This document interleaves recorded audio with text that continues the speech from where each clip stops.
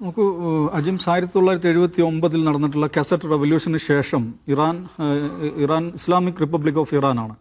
അവിടെ നിലനിൽക്കുന്ന ഭരണവ്യവസ്ഥ വിലായത്തെ ഫക്കീഹ് എന്ന് പറയുന്ന ഭരണവ്യവസ്ഥയാണ്. എന്ന് പറഞ്ഞാൽ ഗാർഡിയൻ കൗൺസിൽ എന്ന പേരിൽ മതപണ്ഡിതന്മാരുടെ മതപുരോഹിതന്മാരുടെ ഒരു സമിതി, അതിന്റെ അധ്യക്ഷനാണ് സുപ്രീം ലീഡർ എന്ന് പറയുന്നത്. റഹ്ബർ എന്ന പേരിൽ അറിയപ്പെടുന്ന സുപ്രീം ലീഡർ 1979 വിപ്ലവത്തിന് ശേഷം 1989 വരെ ഖുമൈനി മരിക്കുന്നത് വരെ ഖുമൈനിയായിരുന്നു സുപ്രീം ലീഡറായിട്ടുണ്ടായിരുന്നത്. ഖുമൈനിയുടെ മരണത്തിന് ശേഷമാണ് ഇന്നലെ വധിക്കപ്പെട്ടുള്ള അലി ഖാംനെ സുപ്രീം ലീഡറായിട്ട് തെരഞ്ഞെടുക്കപ്പെടുന്നത്. കഴിഞ്ഞ 36 വർഷമായി അദ്ദേഹമാണ് സുപ്രീം ലീഡർ. അപ്പോൾ ഈ പറയുന്ന അവിടെ തെരഞ്ഞെടുക്കപ്പെട്ട പാർലമെന്റ് ഉണ്ട്, കൃത്യം 5 വർഷം കഴിയുമ്പോൾ തെരഞ്ഞെടുപ്പ് നടക്കുന്നുണ്ട്, പാർലമെന്റ് ഉണ്ട്, പ്രസിഡന്റ് ജനങ്ങളാൽ തെരഞ്ഞെടുക്കപ്പെടുന്നതാണ്. പക്ഷെ അതേസമയം എല്ലാറ്റിനും മേലെ ഈ പറയുന്ന ഗാർഡിയൻ കൗൺസിലും സുപ്രീം ലീഡറും നിലനിൽക്കുന്നു. അപ്പോൾ ഈ സുപ്രീം ലീഡർ എന്ന് പറയുന്നത് he's the head of the state and head of the government. ലെജിസ്ലേച്ചറിന്റെയും എക്സിക്യൂട്ടീവിന്റെയും ജുഡീഷ്യറിയുടെയും റിലീജിയസ് അതോറിറ്റിയുടെയും എല്ലാറ്റിനെയും ഹെഡായി നിൽക്കുന്ന ആളാണ് സുപ്രീം ലീഡർ. അപ്പോൾ ഈ വ്യവസ്ഥ, ഈ വിലായത്തെ ഫക്കീഹ് എന്ന് പറയുന്ന വ്യവസ്ഥ വേണ്ടത്ര സുതാര്യമല്ലെന്നും അതിനകത്ത് പരിഷ്കരണം ആവശ്യമുണ്ടെന്നും ഡെമോക്രാറ്റിക് ഓപ്പണിംഗ്സ് ആവശ്യമുണ്ടെന്നും വിചാരിക്കുന്ന നല്ലൊരു വിഭാഗം ജനങ്ങൾ ഇറാൻ അകത്തുണ്ട്. അതിൽ തന്നെ നമ്മൾ മനസ്സിലാക്കേണ്ട കാര്യം, ഇറാൻ ജനസംഖ്യയിൽ അങ്ങനെ ആവശ്യപ്പെടുന്നവരും ഇറാൻ വിപ്ലവത്തെ പിന്തുണയ്ക്കുന്നവരാണ്. തീർച്ചയായിട്ടും ഇറാൻ നോക്കൂ, ഇറാനെ സംബന്ധിച്ചിടത്തോളം ഇറാന്റെ ഏറ്റവും ബലമുള്ള ഒരു ശക്തി എന്ന് ഏതൊരു രാജ്യത്തിന്റെയും ഏറ്റവും പ്രധാനപ്പെട്ട ശക്തി എന്ന് പറയുന്നത് അതിന്റെ കളക്റ്റീവ് മെമ്മറിയാണ്. ഇറാനെ സംബന്ധിച്ചിടത്തോളം അതിന്റെ ഏറ്റവും പ്രധാനപ്പെട്ട കളക്റ്റീവ് മെമ്മറി എന്ന് പറയുന്നത് 79 വിപ്ലവവും ആ വിപ്ലവത്തിന് തൊട്ടുടനെ ഇറാനിയൻ ഭരണകൂടത്തെ തന്നെ ഇല്ലാതാക്കാൻ വേണ്ടി ഇറാനുമേൽ അടിച്ചേൽപ്പിക്കപ്പെട്ട 8 വർഷം നീണ്ടുനിന്ന യുദ്ധം, ഇറാൻ ഇറാഖ് യുദ്ധം എന്ന പേരിൽ അറിയപ്പെടുന്ന, യഥാർത്ഥത്തിൽ അമേരിക്ക അടിച്ചേൽപ്പിച്ച യുദ്ധം, ആ യുദ്ധത്തെ അതിജയിച്ചതിന്റെ വീരോതിഹാസ കഥകൾ, അതാണ് ഇറാനിയൻ കളക്റ്റീവ് മെമ്മറിയിലെ ഏറ്റവും പ്രധാനപ്പെട്ട അടരി എന്ന് പറയുന്നത്.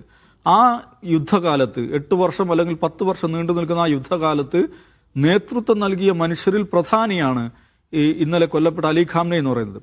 അപ്പൊ ഇറാനെ സംബന്ധിച്ചിടത്തോളം ഈ വിപ്ലവാനന്തരം നടത്തിയിട്ടുള്ള ദീർഘമായിട്ടുള്ള ഐതിഹാസികമായിട്ടുള്ള പ്രതിരോധം, അതാണ് ആ രാജ്യത്തിന്റെ ഏറ്റവും വലിയ അസറ്റ് എന്ന് പറയുന്നത്, അതിന്റെ ഏറ്റവും പ്രധാനപ്പെട്ട കളക്റ്റീവ് മെമ്മറി എന്ന് പറയുന്നത്. അത് ഇപ്പം 47 വർഷമായിട്ടേ ഉള്ളൂ ഇറാനിയൻ വിപ്ലവം കഴിഞ്ഞിട്ട്. എന്ന് പറഞ്ഞാൽ അതിന്റെ സാച്ചുറേഷൻ ലെവലിൽ എത്തിക്കഴിഞ്ഞിട്ടില്ല. ഇപ്പോഴും അത് വളരെ ത്രൈവായിട്ട് അവരുടെ കളക്റ്റീവ് മെമ്മറിയിൽ നിൽക്കുന്നുണ്ട്. പക്ഷെ അതേസമയം തന്നെ നമ്മൾ മനസ്സിലാക്കേണ്ട കാര്യം, ഇറാനിയൻ ജനസംഖ്യയുടെ 51% 35 വയസ്സിന് താഴെയുള്ള മനുഷ്യരാണ്. എന്ന് പറഞ്ഞാൽ ഈ പറയുന്ന അലി ഖാംനെ എന്ന് പറയുന്ന നേതാവുണ്ടല്ലോ, അദ്ദേഹം 36 വർഷമായി ആ സ്ഥാനത്തിരിക്കുന്നു. ആ ജനസംഖ്യയിലെ ഇറാനിയൻ ജനസംഖ്യയിലെ 51% മനുഷ്യരും അവർ കണ്ടിട്ടുള്ള, അനുഭവിച്ചിട്ടുള്ള, അവർ കേട്ടിട്ടുള്ള, അവരുടെ ദൃശ്യതയിലുള്ള ഒരേ ഒരു നേതാവ് എന്ന് പറയുന്ന അലി ഖാംനെയാണ്. അപ്പോൾ അവരെ സംബന്ധിച്ചിടത്തോളം അവർ മാറ്റത്തെക്കുറിച്ച് ആഗ്രഹിക്കുക എന്നുള്ളത് സ്വാഭാവികമാണ്. എന്ന് മാത്രമല്ല, വിപ്ലവത്തിന് ശേഷം പല സ്വഭാവത്തിലുള്ള ഉപരോധങ്ങളിലൂടെയാണ് ആ രാജ്യം കടന്നു പോകുന്നത്. ആ ഉപരോധത്താൽ അവർക്കുണ്ടായിട്ടുള്ള സാമ്പത്തികമായ തിരിച്ചടികളുണ്ട്. മറ്റു പുറം രാജ്യങ്ങളിലേക്ക് യാത്ര ചെയ്യുന്ന ചെറുപ്പക്കാരെ സംബന്ധിച്ചിടത്തോളം അവിടങ്ങളിൽ കാണുന്ന സൗകര്യങ്ങളും വികസനങ്ങളും എന്തുകൊണ്ട് നമ്മുടെ നാട്ടിൽ ലഭിക്കുന്നില്ല എന്നതിനെക്കുറിച്ച് ചിന്തയുണ്ട്. അതുകൊണ്ട് കുറച്ചും കൂടെ ഓപ്പണിങ്സ് ആവശ്യമുണ്ട്, കുറച്ചും കൂടെ ലിബറലൈസ് ചെയ്യപ്പെടണമെന്ന് ആഗ്രഹിക്കുന്ന ആളുകൾ അവിടെ ഉണ്ടെന്നുള്ള സ്വാഭാവികമാണ്. അപ്പോൾ ഒരു ജനാധിപത്യ പരിഷ്കരണം, ഏതോ തരത്തിലുള്ള ഒരു ഓപ്പണിംഗ് ഇറാനകത്ത് നടക്കണമെന്ന് ആഗ്രഹമുള്ള മനുഷ്യർ അവിടെയുണ്ട്, അവർക്ക് വോയിസ് ഉണ്ട്. പക്ഷേ അത് പുറത്തുനിന്ന് അടിച്ചേൽപ്പിക്കുന്ന ഒരു സംഗതിയായി വരുമ്പോൾ എന്താണ് സംഭവിക്കുക എന്ന് വെച്ചാൽ, അതിന് വിപരീത ഫലമാണ് സൃഷ്ടിക്കുക. നിങ്ങൾ ബോംബിട്ടിട്ട് ഞങ്ങളുടെ നേതാക്കന്മാരെ കൊന്നിട്ട് ഞങ്ങളുടെ സൈനിക മേജർമാരെ, കമാൻഡർമാരെ കൊന്ന് നിങ്ങളുടെ പരിഷ്കരണം ഇവിടെ അടിച്ചേൽപ്പിക്കുകയാണെങ്കിൽ അത് ഞങ്ങൾ സമ്മതിച്ചു തരില്ല എന്ന് പറയുന്നവരാണ് ഇറാനികൾ. നോക്കൂ, ഇന്ന് ഇസ്ഫഹാനിലും ടെഹ്റാനിലും ഒക്കെ കുമ്മിലുമൊക്കെ തെരുവിലിറങ്ങിയ ജനക്കൂട്ടം എന്ന് പറയുന്നത് 10,000-കണക്കിന് മനുഷ്യരാണ് ഭരണകൂടത്തിന് പിന്തുണ പ്രഖ്യാപിച്ചുകൊണ്ട്, അലി ഖാംനെയ്ക്ക് ആദരവ് പ്രഖ്യാപിച്ചുകൊണ്ട് തെരുവിലിറങ്ങിയിരിക്കുന്നത്. അതുകൊണ്ട് ഇറാനിൽ പുറത്തുനിന്നൊരു പരിഷ്കരണം അടിച്ചേൽപ്പിക്കുക, അവിടെയുള്ള ഒരു നേതാവിനെ കൊന്ന് അവിടെ വാഷിംഗ്ടണിൽ കഴിയുന്ന റിസ പഹ്ലവിയെ എയർ ഡ്രോപ്പ് ചെയ്ത് ഒരു റെജീം ചേഞ്ച്, ഒരു സിസ്റ്റം ചേഞ്ച് കൊണ്ടുവരാമെന്ന് വിചാരിക്കുന്നത് തികഞ്ഞ വിഡ്ഢിത്തം എന്നല്ലാതെ അതിനെക്കുറിച്ച് മറ്റൊന്നും പറയാൻ പറ്റില്ല.